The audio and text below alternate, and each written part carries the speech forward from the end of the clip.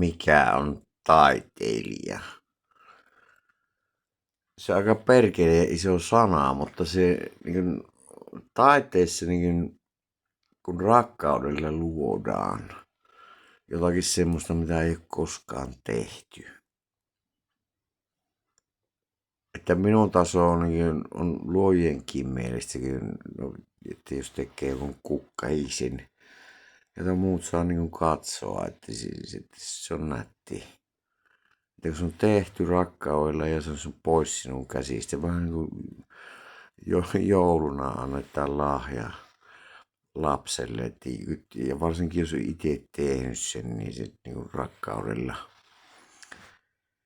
Niissä nyt on tasoja sillä lailla, että luoja joskus siitä puhuu, että minun taso, henkilökohtainen taso. Että sä oot vähän niin kuin tulenkantajien presidentti, vaikka ei presidenttiä taiteilijoilla olekaan. Että sinä niin kuin sanallisesti pystyt pukemaan jonkun Leivosen laulun takistasi, niin jonnekin Händel, Mozart, Vivaldi, Bach-tasolle, niin että sä pystyt sen sanallisesti tekemään sen. Ja niin omalaatuisella tavalla, että se on niin kuin meidän sivilisaatiota. Mutta ei siinä silleen, että jos oot näyttelijä tai sillä lailla, niin sä tulkitset sitä, jos et sä luo mitään. Niin se taiteilija-sana on aika iso siinä kohdassa ottaa harteille. Mutta se taiteilija-sana muutenkin, niin se on vähän niin kuin semmoinen omituinen. On vähän vaikea selittää sitä, että kyllähän niin tuolla niin pitävät minua taiteilijana ja sillä lailla ja runoilijana. Mutta se on silti niin jotakin omituinen, vähän niin kuin, että sinä olet Jumala.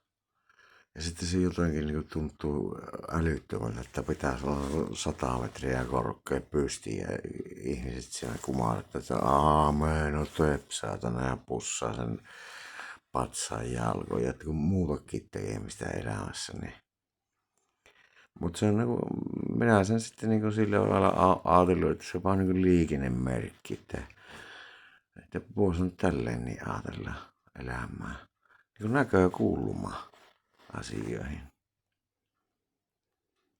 Teki semmoisia niin Dali ja tämmöisiä jotkut niin pysähtynyt aika, ne valuvat kellot, mitkä on siinä, niin kaikki katsoo noita kelloja siitä taulusta. Että pysähtynyt aika. Vaikka takana on semmoinen niin lastenhuone, semmoinen pastellin sinisiä, että suuri osa ihmisistä ei kiinnitä edes huomiota siihen, että semmoinen rauhallinen seisteinen se tausta.